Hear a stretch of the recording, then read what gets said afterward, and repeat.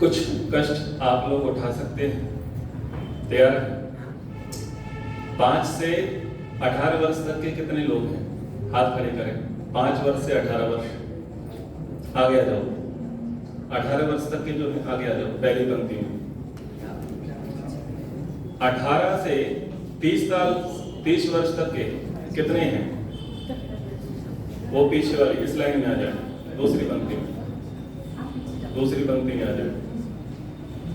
माता इस तरफ रहे, माता इस तरफ आ जाए, आयु वर्ग छोड़िए, ठीक है। अब 30 से 50 के उसके पीछे आ जाए, 30 से 50 के उसके पीछे आ जाए। युवा आप देख रहे हैं, आगे आ जाओ भाई, आप 50 के नहीं हो, आगे आगे इनको पीछे करिए, सीनियर सिटीजन से पीछे करिए। अब माताओं में जो युवान है वो पहले आगे आ जाए, वृद्धों को थोड़ा पीछे करिए, जो युवान है आगे आ जाइए, माता इस तरफ आ जाए, आगे आ जाए महिलाओं में। बहुत बढ़िया, बहुत सुंदर। अब जो कुर्सी खाली है उनको भर दे रहे हैं, तो एक फ्रेम में भी आप आ जाएंगे, ठीक है। अगला बैठ से ठीक। अब अच्छा है, ऐसा बैठना कैसा लग रहा है? अब जब भी आओ ऐसे ही बैठना, ठीक है। हाँ जी प्रधान जी महाराज, कुछ हमने अव्यवस्था तो नहीं की, तो सर्वसम्मति से आप लोग ऐसे, भाई आप 60 के हो, पीछे पीछे आप आइए, आगे आप भी, हाँ 50+ अच्छा कोई नहीं, ठीक है, बहुत अच्छा। आइए आप और हम सब एकाग्रता के लिए ईश्वर के मुख्य नाम ओम का स्मरण करेंगे। ओम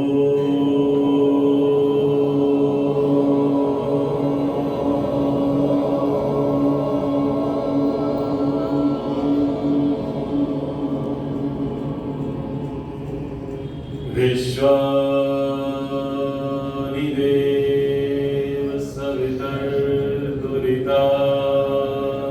परासुव यद्भद्रं तन्यासुव यद्भद्रं तन्यासुव। हे ईश्वर दयानिधे भवत्कृपयानि निजोपासनादिकर्मणा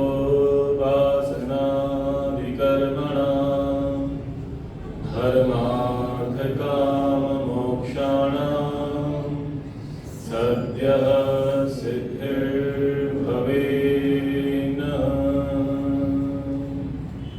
सद्यः सिद्धिर्भवेन्नः।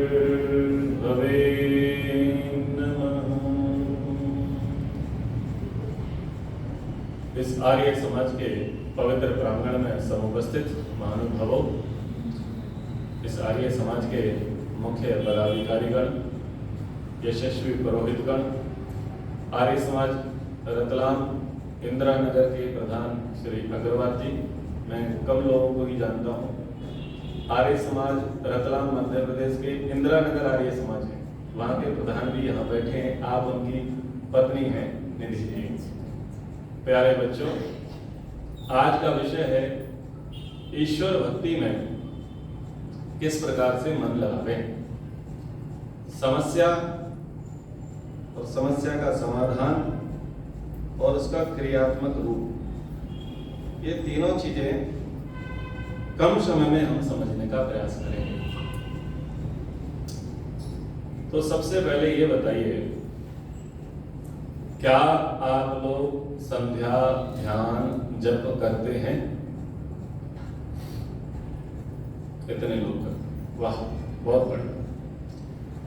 आप लोग संध्या ध्यान जप करते हैं तो क्या ईश्वर में मन लगता है? प्रश्न ये है, लगता है? औरों का नहीं लगता। और जो नहीं करते, इसका मतलब है उनका तो आउट ऑफ सिलेबस है।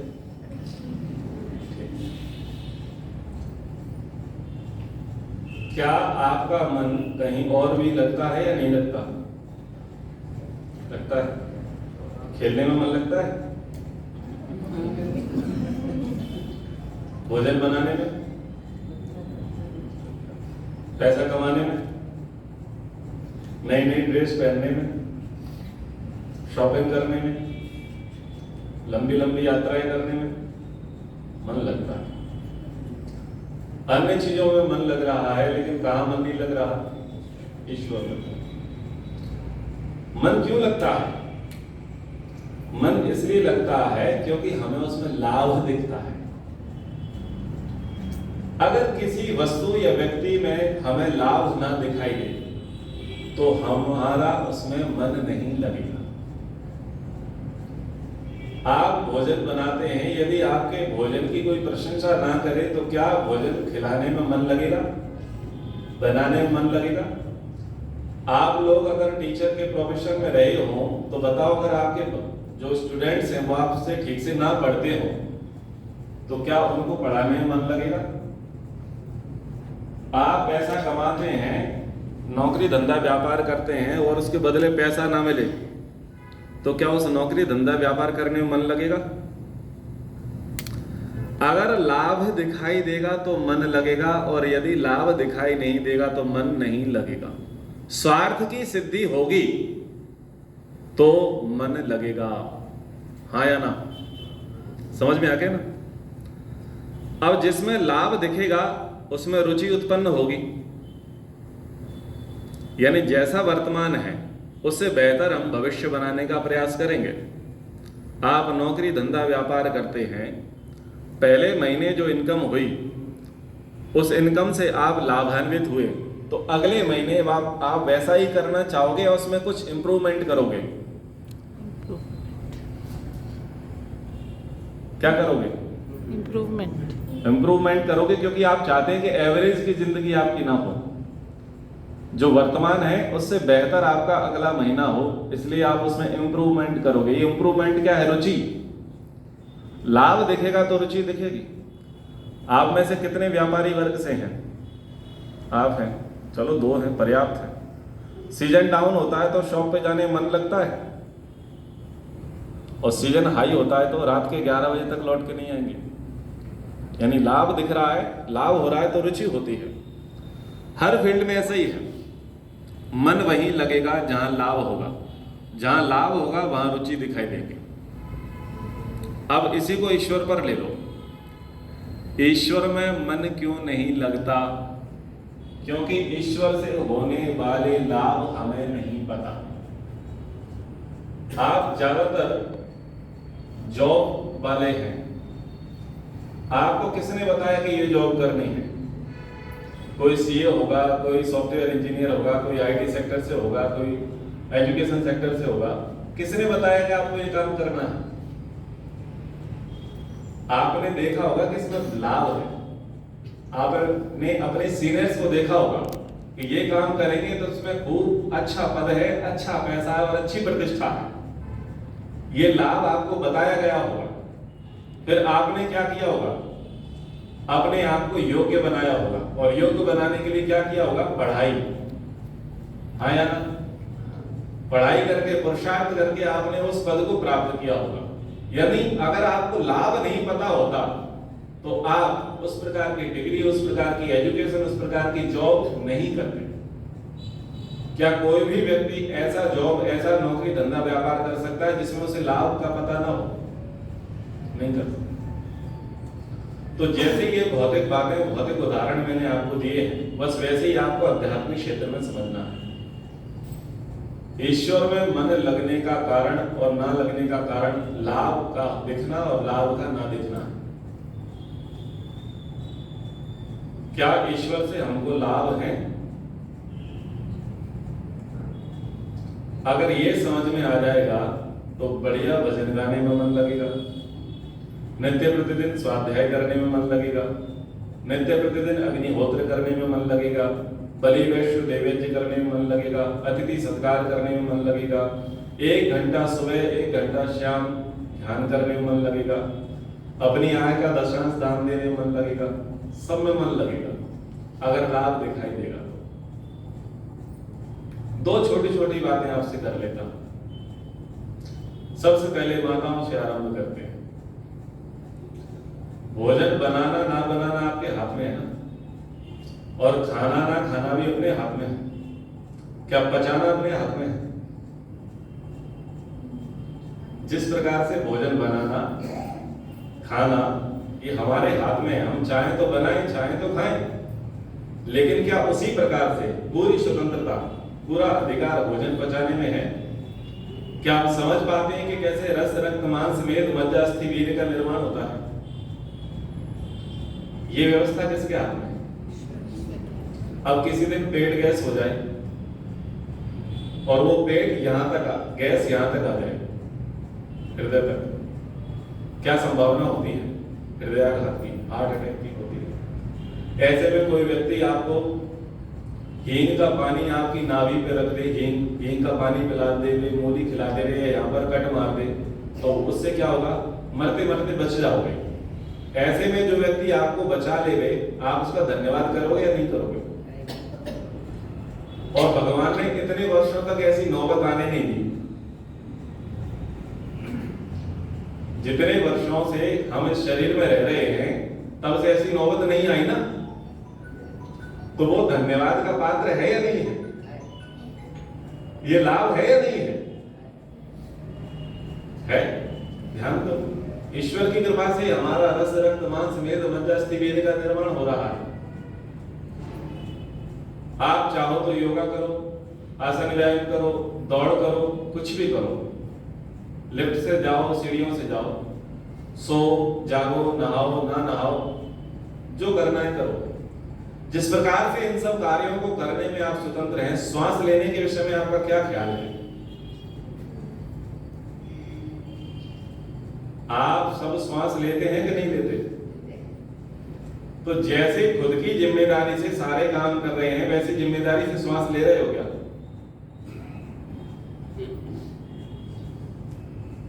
यानी करने ना करने में जिस प्रकार से आप स्वतंत्र हैं, उस प्रकार से अगर श्वास लेना भी आपके जिम्मे में आ जाए तो बताओ, मैं बोलूंगा, आप सोओगे? हमारा कोई व्यवहार सिद्ध हो सकता है क्या? ना तो मैं बोलूंगा क्योंकि श्वास लेना भूल जाऊंगा और शांति पाठ हो जाएगा, और ना आप और हम कभी सोएंगे 1 घंटे 1 मिनट भी, क्योंकि अगर सोए तो परमानेंट सो जाएंगे। तो श्वास की व्यवस्था, श्वास प्रश्वास की व्यवस्था कौन कर रहा है? बताओ, कोई पगार ले रहा है? ईश्वर 24/7 हमारे लिए सर्विस प्रोवाइड कर रहा है। कब से? जब से हमारा जन्म हुआ तब से, जन्म नहीं, जब से गर्भ में आए तब से लेके टिल नाउ अब तक ईश्वर हमारे लिए उस प्रकार की सुविधा मुहैया करा रहा है। क्या कुछ ले रहा है? बताओ, ये ईश्वर से लाभ है या नहीं है? और 2 लाभ बताता हूं। कभी भी मन में गड़बड़ घोटाला करने का भाव आता है तो अंदर से भय लज्जा शंका उत्पन्न होती है, हाँ या ना? होती है। क्या संकेत है? ये काम गलत है, ये काम नहीं करना। और जब भी अच्छा काम करते हो तो आनंद उत्साह प्रीति होती है। ऐसा लगता है कि बड़ी स्टेज पर जाकर के किसी ने फूलमाला पहना दी और हमारा सम्मान कर दिया हो। लेकिन जब आप अच्छा काम करते हैं तो देखना, ज्यादातर लोग आपको देखते नहीं है, आप अकेले होते हो भीड़ में, लेकिन आपका रोम रोम रोमांचित हो जाता है, प्रसन्नचित्त हो जाते हैं। आपको लगता है कि वाह, किसने सम्मान दिया है? ईश्वर अंदर से आनंद उत्साह प्रीति प्रदान करता है। भूख पहले है या भोजन पहले है? कितने लोग भूख पहले मानते हैं? सबके सब मर जाएंगे।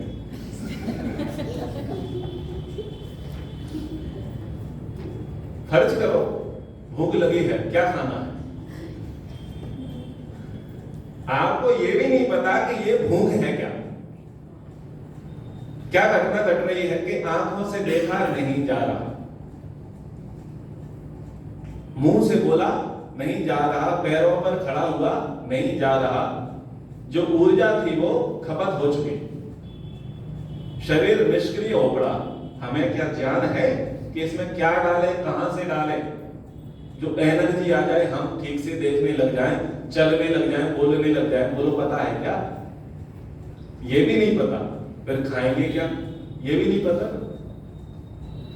तो आर्य समाज के लोगों को ये तो नहीं बोलना चाहिए कि भूख पहले है।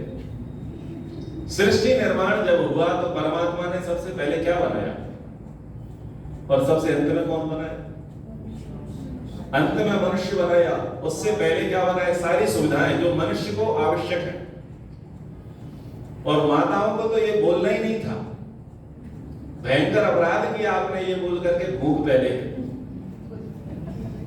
भयंकर अपराध मतलब इसको बोलते हैं एक शब्द प्रयोग करते हैं ना, कॉमन सेंस ना। मैं तो ऐसे ही कठोर टाइप का व्यक्ति हूं। क्यों? बच्चा गोद में पहले आता है, पहले स्तर में दूध आता है। स्वीकार करते हो कि नहीं करते? यानी जिसको भूख लगी थी वो बाद में आया, उसके लिए भोजन पहले आया। सृष्टि निर्माण में भोजन की व्यवस्था परमात्मा ने पहले की, अंत में जिसको भोजन करना था वो आया। अच्छा बताओ, प्याज पहले या पानी पहले? अब सब समझदार है, अब सब समझदार है। पानी पहले है। अच्छा, रोग पहले, औषधि पहले है? औषधि पहले। सब समझदार हो गए। ईश्वर ने कितनी सुविधाएं हमारे लिए कर रखी, कितनी व्यवस्थाएं कर रखी है, तब जाकर के हमारा जीवन चल रहा है। ये ईश्वर से लाभ है या नहीं? ये ऐसे लाभ बताए हैं जिनसे हम सदैव जुड़े रहते हैं। ऐसा नहीं कि ये लाभ कभी कभी किसी किसी वर्ष में होते हो, कुंभ के मेले की तरह, ऐसा नहीं है। ये लाभों से हम सदा ही लाभान्वित हो रहे हैं। ऐसे में उसमें मन लगाना चाहिए कि नहीं लगाना चाहिए? जो इतना अनंत उपकारों की वर्षा हम पर कर रहा है, हम व्यर्थ ही मांगते रहते। ओम शन्नो देवी रविष्ठयापो भवन्तु पीतये संयोर अभिश्रवन्तु नः। पता नहीं क्या नया चाहते हैं, पहले से बहुत कुछ दे रखा है, उसी का ठीक ठीक प्रयोग नहीं कर पा रहे। लोभ तो नहीं बढ़ रहा। परमात्मा ने कितनी सारी व्यवस्थाएं हमारे लिए पहले से कर रखी हैं, उनका हम लाभ नहीं ले पा रहे, उनका हम सदुपयोग नहीं कर पा रहे। तो ये बात है कहीं कि ईश्वर में मन क्यों नहीं लगता और ईश्वर में मन कैसे लगा।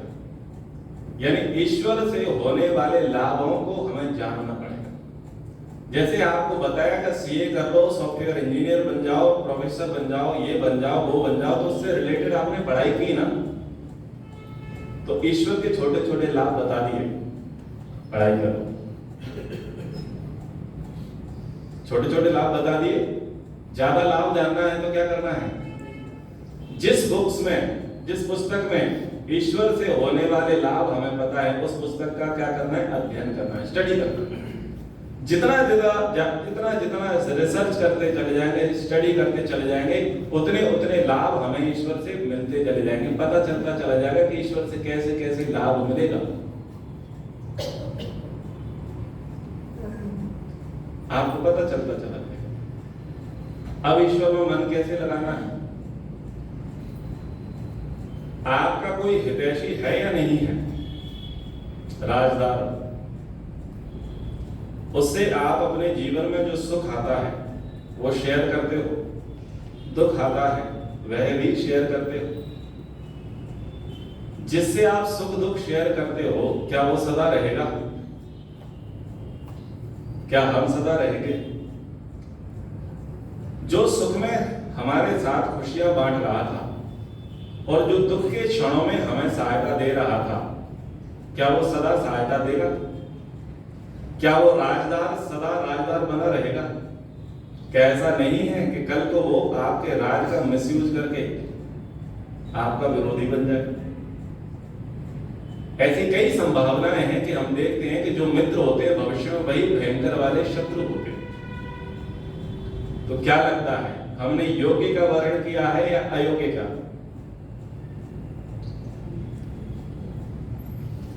मंत्र में प्रार्थना तो कर ली, तत्सवितुर्वरेण्यम, जीवन में क्या आया? आदरणीय आर्य जी, मंत्र में प्रार्थना कर ली ना, तत्सवितुर्वरेण्यम, हम आपका वरण करते हैं। वरण किसका करे बैठे हैं? और ईश्वर को बरगलाते हैं, बहकाते हैं कि ईश्वर बुरा न मान जाए। जैसे ईश्वर इनका बच्चा हो, दूध पीता। कैसे बरगलाते हैं? त्वमेव माता च पिता त्वमेव, त्वमेव बन्धुश्च सखा त्वमेव, त्वमेव विद्या द्रविणं त्वमेव, त्वमेव सर्वं मम देव देव। और गाने वाले गाएंगे, तुम ही हो माता पिता, तुम ही हो बंधु सखा, तुम ही हो साथी, तुम ही सहारे, कोई ना अपना सिवा तुम्हारे, दया की दृष्टि सदा ही रखना, तुम ही हो बंधु सखा, तुम ही हो। बरगलाते हैं, किसी को बोलते हैं ना, नहीं भाई हम तेरे ही हैं, चिंता मत कर, गुस्सा मत होना। लेकिन हमारी कोई माँ है रियल में, और इसको बहका दिया ईश्वर को। जैसे छोटे बच्चे को बरगला देते हैं ना, या किसी को थोड़ा मक्खन मिश्री लगा देते हैं, नहीं हम तेरे ही है, हम तेरी तरफ है। लेकिन हमारा कोई पिता है, हमारा कोई बंधु है, फैमिली मेंबर है, हमारा कोई फ्रेंड है, हमारा बिजनेस है द्रविड़, हमारी कुछ विद्या है, एजुकेशन है, हमारा कोई घर है। आप बोले हाँ आप भी हो। अब हमने ईश्वर को छोड़कर के किसी को माता, किसी को पिता, किसी को पति, किसी को पत्नी, किसी को भाई, किसी को बहन, किसी को कुछ बना रखा है। प्रश्न ये है, क्या वो सदा है? क्या वो सदा आपके बने रहेंगे, या आप उनके सदा बने रहोगे? हम दुख और सुख उनसे शेयर कर रहे हैं, लेकिन वास्तव में किससे शेयर करना था?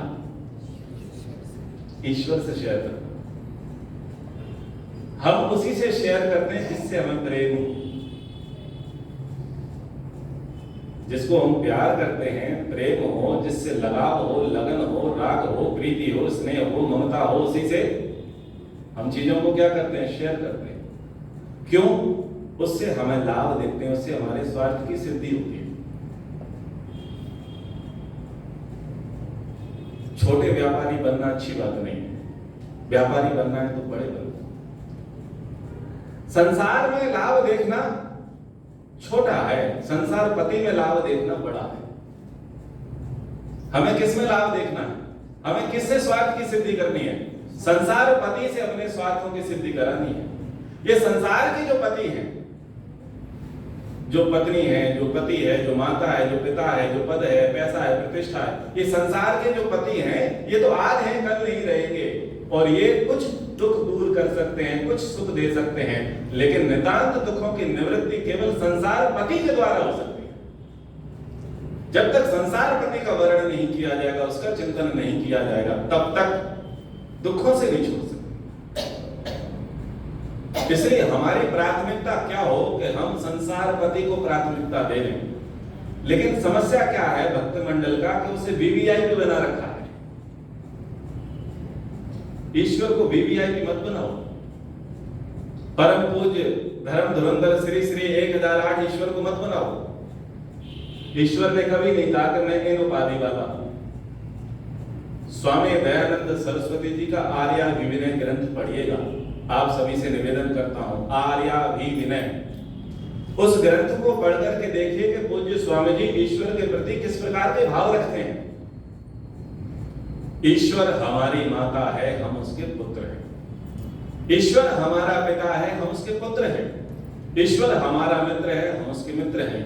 ईश्वर हमारा ज्येष्ठ भ्राता है, हम उसके अनुज, यंगर ब्रदर, एल्डर ब्रदर। ईश्वर हमारा पति है, स्वामी है, राजा है, हम उसकी प्रजा हैं। ईश्वर हमारा गुरु है, हम उसके शिष्य हैं। हम ईश्वर से संबंध बनाएं। संबंध बनाएं। संबंध कब चलेगा? पिता पुत्र का संबंध कब चलेगा? जब पिता के अनुकूल पुत्र होगा। पति पत्नी का संबंध कब चलेगा? जब वो दोनों एक दूसरे के अनुकूल होंगे। मित्रों का संबंध कब चलेगा? जब मित्र मित्रता धर्म को जानते हो। हमारा ईश्वर से संबंध कब स्थायी हो सकता है? जैसे इस फील्ड में है वैसे ही उस फील्ड में हमें बनना पड़ेगा। ईश्वर को पिता मानते हैं तो हमको क्या बनना पड़ेगा? पुत्र बनना पड़ेगा। ईश्वर को गुरु मानते हैं तो हमें ईश्वर का कौन बनना पड़ेगा? ईश्वर को राजा मानते हैं तो हमें ईश्वर की प्रजा बननी पड़ेगी। वो तो हर संबंध में हमारे साथ बंधने के लिए तैयार है। कम से कम हम तो 2 कदम आगे बढ़ाएं। हम तो किसी संबंध में बंधने के लिए तैयार हो। सारे रिश्ते ईश्वर ने खोल के रखे हैं। ईश्वर के अनंत गुण, अनंत कर्म, अनंत स्वभाव है। ये क्या है? वो हर रिश्ते में तुम्हारे साथ बंधना चाहता है। पिता मानो तब तैयार, भाई मानो तब तैयार, और पुत्र मानो तब भी वो तैयार है। अपुत्र का पुत्र। सनः पिते वसून वे अग्नि सुपायनो भवा। अगर ये चाहो कि भगवान मेरा बेटा बन जाए तो वो बेटा बनने के लिए तैयार है। बशर्ते तुम बाप बन के तो दिखाओ। अगर तुम चाहते हो कि ईश्वर हमारा बाप बन जाए तो तुम कम से कम पुत्र तो बन करके दिखाओ। करना किस प्रकार से? जैसे ये संसार में हमारे प्रेमी लोग हैं, उनको सुख और दुख में हम पहले पार्टिसिपेट करते हैं। इनको सेकेंडरी में लेकर के आ जाओ, प्राइमरी में ईश्वर को लाओ। ऐसे ईश्वर परिणाम होगा। जब भी आपके जीवन में सुख आए तो सबसे पहले किसको बताओ? ईश्वर। अब इसमें एक व्यवहार बताता हूं। आपको कोई प्रेम करता है, आप किसी को प्रेम करते हैं, आपका कोई स्नेही है और आपके जीवन में कुछ अच्छी उपलब्धि ना हुई हो, अच्छी उपलब्धि आपको हुई हो और आप उसको ना बताओ और किसी दूसरे के द्वारा पता चले, उसे कैसा लगेगा? सोच के देखिए। मैंने आपके सामने विषय रखा है, समझ पा रहे हैं? बुरा लगेगा ना? ईश्वर को नहीं लगेगा बुरा? ईश्वर प्रत्येक क्षण हमको देख रहा है, सुन रहा है, जान रहा है। जब उसे पता चल रहा है तो बेहतर है खुद बता दो सामने से। पता है, व्यवहार सीखो। व्यवहार सीखना है। ईश्वर को पता है, हमको बताना आना चाहिए। उसे क्या नहीं पता, हमको शेयर करना आना चाहिए। जैसे वो हमारा संबंधी था, दूसरे के द्वारा पता चल गया ना, किसकी जॉब लग गई, इसकी लॉटरी लग गई, इसके बेटे का विवाह हो गया, कुछ अच्छी चीज है, दूसरे के द्वारा पता चला, उसे क्या लगेगा? जो व्यक्ति मेरा प्रेमी था इसने नहीं बताया। तो ईश्वर को तो पता चल रहा है, वो देख रहा है, सीसीटीवी कैमरा उसका लगा हुआ है। लेकिन धर्म क्या कहता है कि हम खुद सामने से बताएं कि प्रभु आपकी कृपा से ये सुख अनुभूति मुझे हुई है, आपका बहुत बहुत धन्यवाद। बस इतना ही करना है। और क्या करना है? जब भी जीवन में सुख आए तो सबसे पहले ईश्वर को उस सुख को समर्पित कर दो। आपकी कृपा से ये सुख मुझे प्राप्त हुआ। और इसके विपरीत क्या आएगा? दुख आएगा। आएंगे या नहीं आएंगे? सुख आया है तो दुख भी आएगा। दुख आएगा तब क्या करना है? छाती तो नहीं छीलनी है भगवान की। प्रायः भक्त मंडली भगवान की छाती छीलते हैं। दुनिया में तेरा है बड़ा नाम, आज मुझे भी तुझसे बढ़ गया है काम। मेरी विनती सुने तो जानू मानू तुझे मैं राम, राम नहीं तो कर दूंगा जग में तुझे बदनाम। ये है कि नहीं भक्त मंडली की स्थिति? मेरी रिक्वायरमेंट पूरी कर, तो पूरी करेगा तो ठीक, नहीं चादर बादल पे चला जाऊंगा। अपने कम पड़ जाते हैं हनुमान जी, राम जी, शंकर जी, कन्हैया जी अपने कम पड़ जाते हैं ना। बोले नहीं, अब तो भर दे जोली अब मेरी आप। बाप ही बदल दिया। बोलो, बाप बदल दिया ना? ऐसा कुछ नहीं करना। जब दुख जीवन में आता है तो रोना नहीं है, गिड़गिड़ाना नहीं है। बस आप अपनी कृपा बनाए रखो। इतना करो कि मेरी बुद्धि इस विकट परिस्थिति में विचलित ना हो, बाकी सब मैं देख लूंगा। आप केवल अपना हाथ मुझ पर बनाए रखो, इन दुखों से मैं निपट लूंगा। केवल मेरी बुद्धि की चिंता आप करना, मेरी बुद्धि की बागडोर आप पकड़ लेना। इस विकट परिस्थिति में मेरी बुद्धि भ्रष्ट ना हो जावे। बाकी मैं समझ लूंगा, क्योंकि दुख आए हैं उसका कारण तो मैं ही हूं ना, आप उसमें कारण नहीं है। ईश्वर हमारे दुख का कारण नहीं है, ईश्वर हमारे सुख का कारण है। हमारी समस्या क्या है, सुख में तो ईश्वर को भूल जाते हैं और दुख का कारण सबसे ज्यादा श्रेय किसको देते हैं, हे भगवान तूने क्या किया। मतलब पर्सनल दुश्मनी थी भगवान की। दो बेटी हो गई, तीसरा बेटा दे देता तो क्या होता, मतलब है अच्छे घर में विवाह नहीं हुआ, मतलब भगवान को स्पेशली तेरे से रंजिश है, तूने भगवान की जमीन दाब ली है ना। समाज में कैसी स्थिति, ईश्वर पर सबसे दोषारोपण, हे भगवान तूने क्या किया। भगवान भी सोचता है मैंने क्या किया भैया, कड़वा कड़वा थू और मीठा मीठा कब, करने वाले तुम हो, जब तुम्हारी नहीं बनती है तो तुम मेरे पर आरोप लगा देते हो, गलत बात। ईश्वर से यही प्रार्थना करनी है कि बस आप कंधे पर हाथ धरे रखो, बाकी मैं समझ लूंगा, मैं संभाल लूंगा। तो आप अब ये जीवन में एक्सरसाइज करिए। जब भी आपके जीवन में सुख के क्षण आए तो सबसे पहले आंख बंद करके ईश्वर को समर्पित करें, आपकी कृपा से ये सुख मुझे प्राप्त हुआ, आपका बहुत बहुत धन्यवाद। बस ये प्रैक्टिस एक्सरसाइज आपको करनी है। बोलो तैयार है। जब भी जीवन में दुख आए तो कभी कंप्लेंट मत करो, दुख के कारण हम ही हैं, जन्म दुख का कारण है ना। हालांकि भौतिक और दैविक दुख पर तो हमारा कोई हाथ नहीं है, हम उनको तो नहीं रोक सकते। आध्यात्मिक दुख को तो ठीक कर सकते हैं, लेकिन फिर भी वो भौतिक और दैविक के लिए तो हमारा पिछला ही जिम्मेदार है ना। पिछले अच्छे बुरे कर्म होते ना जन्म मिलता। अगर हम पिछली बार बढ़िया तैयारी कर लेते होते तो काहे धरती पर पड़े होते। अब धरती पर पड़े हैं तो भुगतना तो पड़ेगा, इसलिए दुख आए तो ईश्वर से कंप्लेंट बिल्कुल नहीं करनी। तो आप सभी से निवेदन है कि इस प्रकार से हम धीरे धीरे धर्म शास्त्रों का स्वाध्याय करते जाएं। आप आर्याभिविनय ग्रंथ को पढ़ें, आप उपनिषदों को पढ़ें, आप वैदिक विनय को पढ़ें, ईश्वर भक्ति से संबंधित भजनों को सुनें, सुबह शाम संध्या उपासना करें। इससे क्या होगा, ईश्वर में आपका मन, ईश्वर में आपकी रुचि लगेगी। अब उपासना किस प्रकार से करनी है, 7-8 मिनट में थोड़ा सा अभ्यास करेंगे, कमर सीधी कर लीजिए। कुछ तरीके आपको बताने का प्रयास करूंगा, अगर आप करते हैं तो अच्छी बात है, नहीं कर पाते हैं तो इसको ऐड कर लीजिए अपनी उपासना पद्धति में। ठीक है, आंख बंद कर लीजिए।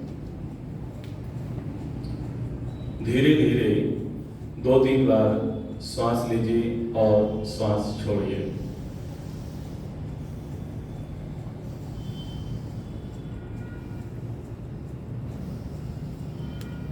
अपने शरीर को रिलैक्स करिए।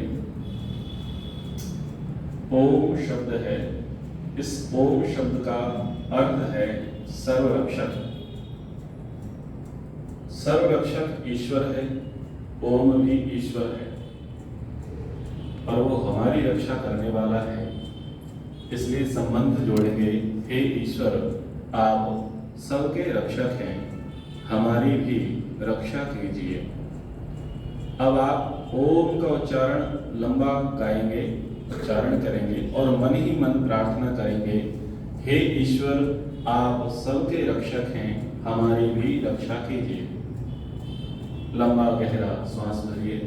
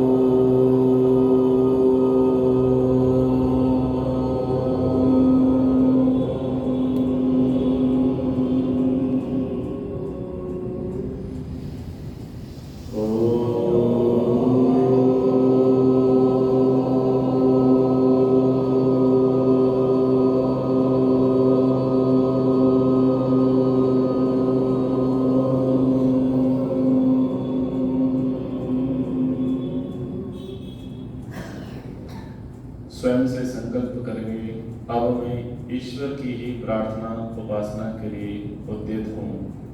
इस बीच कोई भी विचार बाहरी और भीतरी लेकर के नहीं आऊँगा। इस समय मैं पूर्ण एकाग्रता के साथ ईश्वर का ही ध्यान करूँगा, ईश्वर का ही मनन चिंतन करूँगा।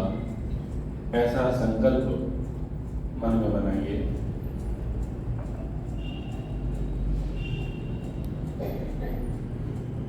अब वायु है अथवा आभ्यंतर प्राणायाम एक बार करते हुए मन ही मन ओम भूः ओम भुवः ओम स्वः ओम महः ओम जनः ओम तपः ओम सत्यम, इस प्राणायाम मंत्र का मन ही मन पाठ करेंगे एकाग्रता के साथ।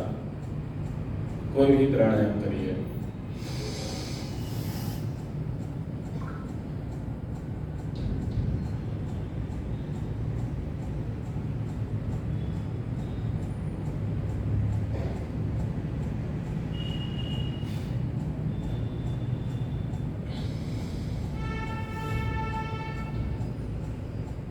एक बार श्वास लेकर के स्वयं को रिलैक्स करें।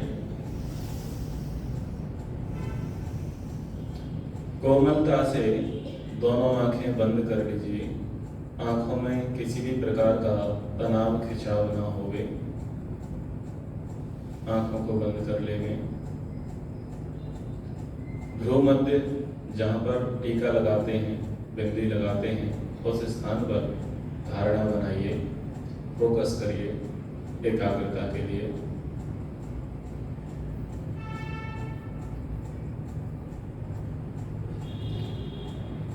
अब अपने शरीर को हल्का छोड़ना है। गर्दन को रिलीज कर दीजिए, ढीला छोड़ दीजिए। गर्दन, कंधे, कोहनी, रिस्ट, कलाई, पीठ, रीढ़ की हड्डी, कमर, जंघाएं, घुटने, पिड़लियां, टखने, तलवे, ऊपर से नीचे तक शरीर के सभी अंगों को शांत कर लीजिए। किसी में किसी भी प्रकार का तनाव खिंचाव ना हो, यह ध्यान रखें। अपना निरीक्षण परीक्षण करें। कुशलता पूर्वक आसन लगा लेंगे। अब चिंतन करें, मैं शरीर से पृथक हूँ, आत्मा हूँ, अनादि हूँ, अजर हूँ, अमर हूँ। यह शरीर मेरा निवास स्थान है।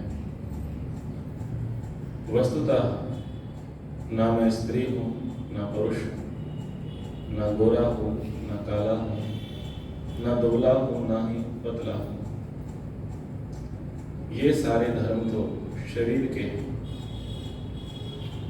ना मेरा कभी जन्म होता है और ना ही मैं कभी मरता हूँ। पिछले कर्मानुसार ही मुझे वर्तमान में यह मनुष्य देह प्राप्त हुआ है। इस देह को धारण करके मेरा जो मुख्य लक्ष्य है, जन्म मरण के चक्कर से छूटना अर्थात मोक्ष को प्राप्त करना। इसीलिए वर्तमान इस मनुष्य शरीर में मैं रहता हूँ। ये शरीर उत्पन्न होता है, जवान होता है, बूढ़ा होता है और नष्ट हो जाता है, मैं नहीं होता। इस प्रकार से स्वयं को शरीर से पृथक चिंतन करें, स्वयं का चिंतन करें, शरीर से स्वयं को अलग रखने का अभ्यास करें। इसके पश्चात अब ईश्वर का चिंतन करेंगे। ईश्वर सच्चिदानंद स्वरूप है, निराकार है, सर्वांतर्यामी है, अजर, अमर, अभय, नित्य पवित्र है। हे प्रभु, आप ही मेरे जीवन आधार हैं। आप मेरे अंदर, बाहर, दाएं, बाएं, ऊपर, नीचे सभी जगह व्याप्त हैं। मैं मन के माध्यम से जो विचार करता हूँ, वाणी के माध्यम से जो बोलता हूँ और शरीर के माध्यम से जो भी क्रियाएं करता हूँ, हे प्रभु, आप प्रत्येक क्षण से देखते, सुनते, जानते हैं। आपसे छुप कर के मैं कभी भी कोई भी कर्म नहीं कर पाता। हे प्रभु, मैं आपका उपासक, आपका भक्त, आपकी शरण में आया हुआ हूँ। हे प्रभु, मुझे कृतार्थ कीजिए। ईश्वर का चिंतन करने के पश्चात अब संबंध बनाने हैं। हम ईश्वर के पुत्र हैं और ईश्वर हमारा पिता है। जिस प्रकार से पिता पुत्र का संवाद चलता है, पुत्र अपनी अभिलाषाएं पिता के प्रति कहता है, पिता की स्तुति प्रार्थना उपासना करता है, ठीक उसी प्रकार से ईश्वर की ही स्तुति प्रार्थना उपासना हमको करनी है। ईश्वर को पिता मान करके, स्वयं को पुत्र मान करके।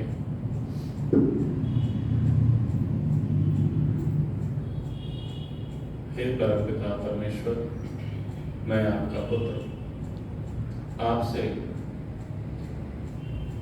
दुख से छूटने की और सुख को प्राप्त करने की याचना के लिए यहाँ उपस्थित हूँ। हे पिता, इस संसार में जन्म लेकर के इस शरीर से अनेक शरीरधारियों से मेरे संबंध बने। बहुतों का मैं संबंधी हुआ, बहुत मेरे संबंधी हुए।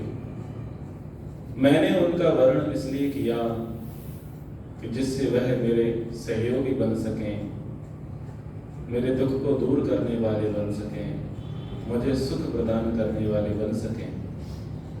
परंतु हे पिता, मैं थक गया, भ्रम में था। ये संसार के लोग, ये संसार के पदार्थ, ये वस्तुएं, ये मेरे संपूर्ण दुखों को दूर नहीं कर सकते और संपूर्ण सुखों की प्राप्ति मुझे इनसे नहीं हो सकती। अविद्या का प्रभाव था, अज्ञान था, इसके कारण ही मैं संसार में लग गया और आप में मैंने अपना मन नहीं लगाया। इसके लिए हे पिता, मैं क्षमा प्रार्थी हूँ और आपसे ही मैं याचना करता हूँ। हे पिता, आप प्रसन्न होजिए और मुझ पुत्र पर अपना अनुग्रह बरसाइए।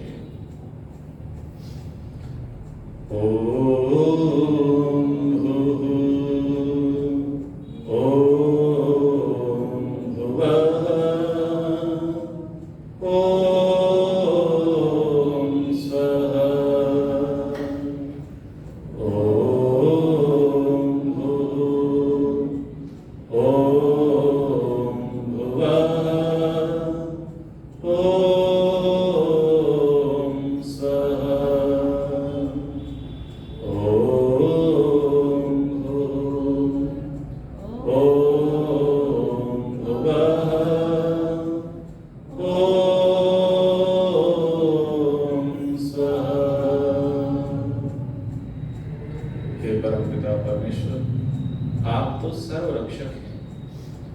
न केवल आप मेरी रक्षा करते हैं, अपितु समस्त प्राणियों की सब विध से आप ही रक्षा करने वाले हैं। हे पिता, हम आपके रक्षक गुणों को नमन करते हैं। मेरे शरीर में जो प्राण चल रहे हैं, इन प्राणों के कारण ही मैं देख पाता हूँ, सुन पाता हूँ, जान पाता हूँ, समझ पाता हूँ, क्रिया कर पाता हूँ।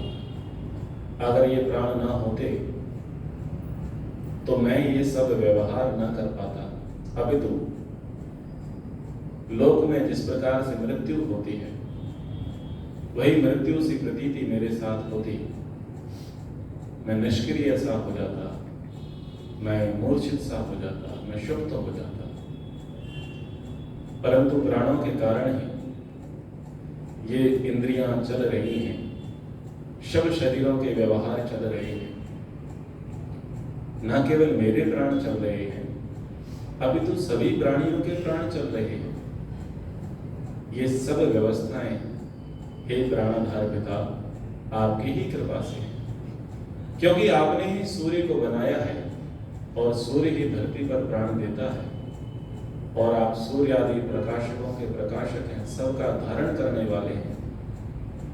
इसलिए हे प्रभु, मेरे जीवन के आधार, मेरे प्राणों के आधार आप ही हैं। हे प्राणपति, प्राणप्रिय, मैं आपको नमन करता हूँ। हे प्रभु, आप ही तो सब प्रकार के दुखों को दूर करते हैं। जितने भी दुख, बाधा, कष्ट, पीड़ाएं मेरे जीवन में आती हैं, उन सब का निवारण तो आप ही करने वाले हैं।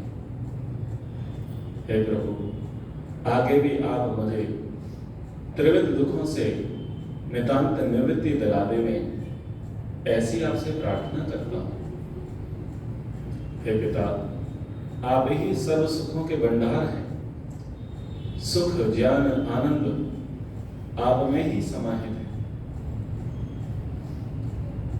आपके अतिरिक्त संसार के किसी भी पदार्थ, वस्तु, व्यक्ति में सुख नहीं है जितना आप में है। संसार के वस्तु और व्यक्ति का जो सुख है वो क्षणिक है, अस्थायी है। एक सुख के पीछे अनेक दुख लग जाते हैं, परंतु आपका जो सुख है वो स्थायी है, दुख रहित है, मिश्रित नहीं है, शुद्ध है। हे प्राणधार, हे दुख विनाशक, हे सुख स्वरूप पिता परमेश्वर, मैं पुत्र आपसे प्रार्थना करता हूं। जिस प्रकार से आप मेरे प्राणाधार बने हैं, मैं दूसरों का भी आधार बन सकूं। जिस प्रकार से आप मेरे दुखों का निवारण करने वाले हैं, आपकी ही कृपा से, आपके दिए साधनों से, आपके दिए बुद्धि कौशल से मैं अन्यों के दुख निवारण कर सकूं। जिस प्रकार से आप मुझे सुख पहुंचाते हैं, ऐसे ही थोड़ा सा सुख मैं अन्य प्राणियों को भी दे सकूं, यही आपसे प्रार्थना करता हूं। मुझे आशा ही नहीं, पूर्ण विश्वास है, मुझे पुत्र पर आप अनुग्रह करेंगे और सदैव मुझे उत्साह, प्रेरणा, सद्जान प्रदान करते ही रहेंगे। हे पिता, आज की उपासना के लिए मैं आपका धन्यवाद देता हूं, क्योंकि आपके ही कारण मैं आपकी प्रार्थना कर सका, आपकी स्तुति कर सका, आपकी उपासना कर सका। हे तदर्थ मैं आपका धन्यवाद देता हूं। हे प्रभु, आपका बहुत बहुत धन्यवाद है। ओम शांति शांति शांति। अब शरीर के साथ स्वयं को सज्ज करिए। आंख बंद करते हुए शरीर के अंगों में हलचल देख लीजिए, महसूस कर लीजिए। शरीर के साथ एकात्मता करिए। हाथों में घर्षण करिए और नेत्रों पर लगाएं। कब्ज बनाते हुए धीरे धीरे नेत्रों को खोलें। आप और हम सब ईश्वर की संतानें हैं। ईश्वर की ही कृपा से हम सब यह कार्य कर पा रहे हैं। हे तदर्थ हम सब ईश्वर का धन्यवाद करें। ईश्वर का आज की उपासना के लिए बहुत बहुत धन्यवाद। संक्षिप्तः आपको मैंने ये विधि बताई, क्या आपको समझ में आई? ईश्वर से संबंध जोड़ना है। हम कौन हैं, ईश्वर कौन है, ये बताना है। ईश्वर से बात करो, अपने दुख, अपनी तकलीफ, अपनी परेशानी ईश्वर से कहो। जो भी बात है ईश्वर से बोलो। मंत्र का सहारा, कोई ना कोई एक स्तुति परक, उपासना परक, प्रार्थना परक मंत्र लो।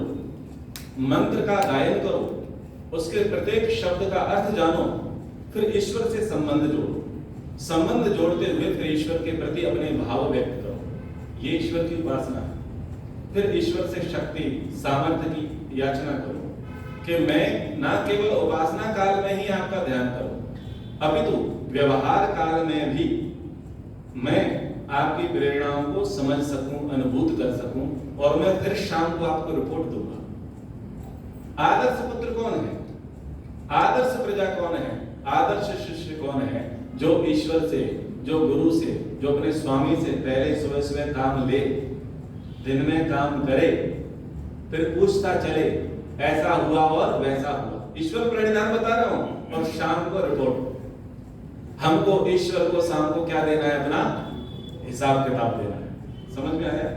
जब इस प्रकार से हम करेंगे तो ईश्वर में हमारा मन लगेगा, ईश्वर की भक्ति की ओर हम बढ़ेंगे, राग द्वेष दूर होगा, हमारा जीवन सरल होगा। इस पद के लिए, इस पैसे के लिए, इस प्रतिष्ठा के लिए हम नहीं भागेंगे।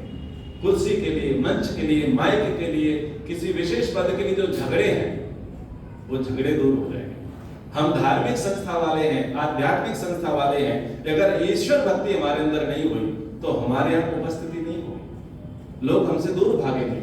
हम ईश्वर को मानने वाले तो हैं, पर हमारे अंदर सकारात्मक ऊर्जा नहीं होगी, क्योंकि हमारा व्यवहार नकारात्मक हो जाएगा। पूरी दुनिया में सही तरीके से ईश्वर को जानने जनाने वाले केवल आर्य समाज ही, लेकिन कहीं ना कहीं व्यवहार में शून्यता है, श्रद्धा का, भक्ति का अभाव है। इसके कारण से लोग हमसे कट रहे हैं। कहीं ना कहीं हमारा व्यवहार बहुत कठोर है, हम सींग मारते हैं, लोगों को अपना नहीं पाते, हम अभिमान से ग्रस्त हो जाते हैं, और हमारे जो प्रमुख संस्थान हैं वो पद, पैसे और प्रतिष्ठा के झगड़े में लगे हैं। सबका मूल कारण श्रद्धा, भक्ति, ईश्वर की उपासना का अभाव है। तो हम सब ईश्वर की ओर बढ़ें, ईश्वर की श्रद्धा कर सकें, ईश्वर की उपासना कर सकें, ऐसा भाव हमारा होवे, हम वैसी प्रकार की ईश्वर से प्रार्थना कर सकें। तो इस प्रकार से हम सबको व्यवहार करना है। जैसा कि श्रद्धेय श्रीमान अरुण देव शर्मा जी ने आपको बताया, पिछले वर्ष भी मैं आपको आमंत्रित करने के लिए आया था और शिकायत है कि कोई नहीं आया। शिलान्यास था, शिलान्यास 25 सितंबर 2022 को था, और अब मैं फिर से आपको लोकार्पण के लिए आमंत्रित करने आया हूं।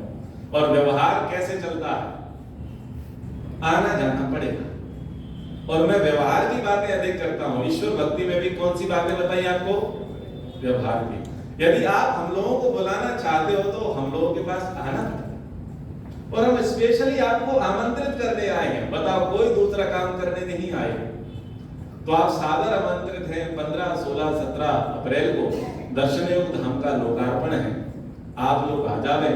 आप ट्रेन से आए तो हमें सूचना कर देवे, गाड़ी कालूपुर रेलवे स्टेशन पर उपलब्ध हो जाएगी, और आप फ्लाइट से आए तो एयरपोर्ट पर आपको लेने की व्यवस्था हो जाएगी।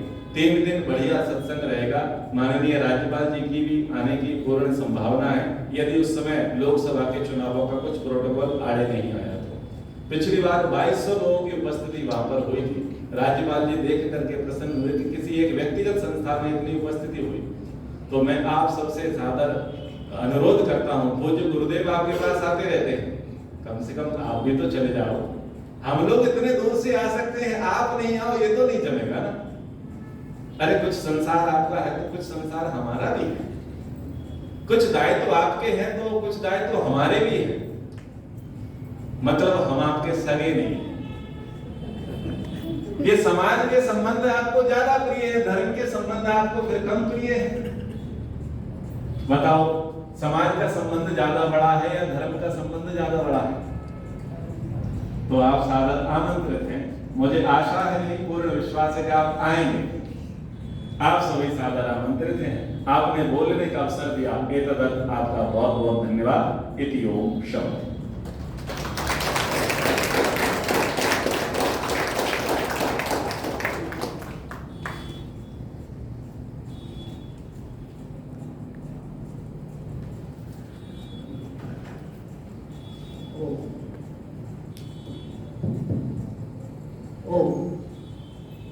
सभी को सादर नमस्ते, धन्यवाद। सबसे पहले ईश्वर का करूंगी कि ईश्वर ने हमें सबको ऐसा सौभाग्य प्रदान किया कि हमें आज इतना सुंदर व्यवहारिकता के आधार पर सरल मार्गदर्शन मिला। वह ईश्वर जो इंद्र से युज्य सका, सबसे अधिक सखा ईश्वर है, जो हमारी आत्मा के अंदर है। आवश्यकता हमें उसको अनुभव करने की है। और इतनी अच्छी बात बताई कि व्यापारी बनना है तो बड़े व्यापारी बने। और सबसे बड़ा कौन? ईश्वर। रिश्ता जोड़े तो ईश्वर के साथ।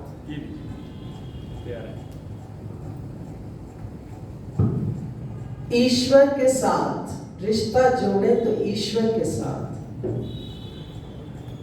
इंसानों के रिश्ते स्थायी ना कभी हुए ना कभी होंगे। कितने से कितना निकट भी संबंधी,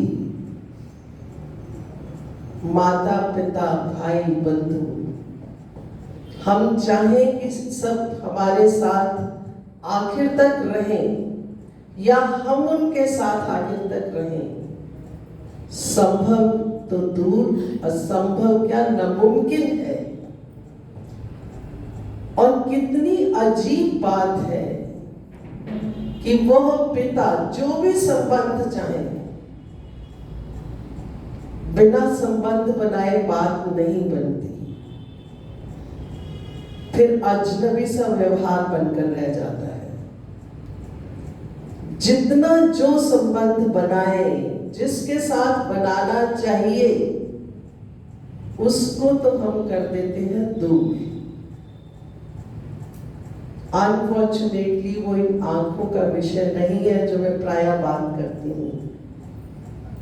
जो जिस चीज से देखा जाएगा उसी से ही तो देखना है, उसी से ही अनुभव करना है। और मैं प्रायः यही बात किया भी करती हूँ। आज मुझे लग रहा था कि जैसे सारी मेरी ही विचारधारा को और आज सपोर्ट मिल रही है कि सारे मुख्य काम ईश्वर ने लिए हुए हैं। खाना तो हमने अंदर डाल लिया, वैसे तो खाना भी हमारे बस की नहीं है। प्रोक्योरमेंट शुरुआत ही, जिसको कहते हैं ना ईश्वर सर्वाधार, तो सब कुछ मुख्य काम सारे ही ईश्वर ने ले लिए। सांस तो मुख्य है ही।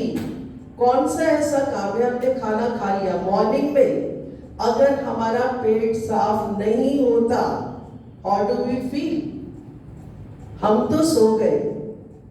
सारा काम ईश्वर सारी रात अनवरत चलता है और हमें कानो कान खबर भी नहीं होती। कुछ भी बाहर शोर होता है, हम डिस्टर्ब होते हैं। ये खाना 7 धातुओं में परिवर्तित होता है, इंटेस्टाइन्स में जाता है, लिवर में जाता है, सारे और चीजें जो है वो पैंक्रियाज इंसुलिन बनाती है, लंग्स ऑक्सीजन देते हैं, किडनी एक्सक्रीटा को अलग करके खून को साफ होता है। हमें कोई आवाज आती है? यहाँ पर जरा सी मंदिर में घंटियां बजती हैं तो हमें लगता है हमें प्रवचन के शब्द क्लियर सुनाई नहीं दे रहे। और जब इतनी इतनी फैक्ट्रीज, कैसे उसका रस बन रहा है भोजन का, कैसे रक्त बन रहा है, थोड़ा सा तनिक सा विचार तो बनता है। जब हम सारा दिन दूसरी बातों में उलझते हैं तो सुबह उठकर, या सुबह क्या, मैं तो सोचती हूँ हर पल हर क्षण उसके साथ जुड़कर उसको अनुभव ही कर ले, तो वो जैसे कह रहे हैं ना कि सीसीटीवी कैमरा, उसमें फॉल्ट भी नहीं पड़ता, जो मैं बात प्रायः कहती हूँ। तो वो रिकॉर्डिंग तो हो ही रही है। और अगर हमारे ऊपर हमें ये लगे कि जैसे आचार्य जी बैठे हैं, सब सीधे बैठे थे, अगर आचार्य जी उठ जाए, यहाँ पर माइक ना हो, तो हम लोग क्या करते हैं? जितनी हो सकता है बातें करते हैं, जिस वॉल्यूम पे जो चाहे करते हैं। तो जब ये हमें पता हो कि हमारी रिकॉर्डिंग चल रही है, उसका पूरा हिसाब किताब हमें ही देना है, ये मान लेंगे तो फिर हम उससे संबंध भी जोड़ेंगे और उसके अनुसार अपना कार्य भी करेंगे। और फिर हमें ईश्वर पर दोष जो अनजाने में पहले दिया है या जो देते हैं, वो हम सोच भी नहीं सकते। भगवान करे ये सब बातें केवल कहने में ना आकर व्यवहार में आ जाए। कोई भी एक बात इसमें से ले जाए कि बहुत बड़ा नहीं पर बढ़िया चाहिए। जो भी सामान बाजार में जाते हैं, कुछ भी लेते हैं, हमारी कोशिश क्या होती है? बढ़िया से बढ़िया ब्रांड, हाईएस्ट, जो लेटेस्ट ब्रांड, ब्रांडेड चीजें। तो ईश्वर की जिस पर ब्रांड लग जाए, उसके बाद कौन सी चीज रह जाती है? बहुत अच्छे से इन्होंने समझाया। धन्यवाद करती हूँ बहुत बहुत कि हम सबको सुनने का अवसर मिला। और जहाँ तक आपके निमंत्रण का सवाल है, सबको आपने बहुत प्यार स्नेह से आमंत्रित किया। मैं इसके बाद कुछ और कहने के लायक अपने आपको नहीं समझती। बाकी श्रद्धा से आपके भगवान के प्रभु से प्रार्थना जरूर करूंगी कि जिस उद्देश्य को लेकर ये कार्य आप कर रहे हैं, भगवान उसमें आपका योगदान, अपना पूरा आशीर्वाद दे ताकि वो सफल हो।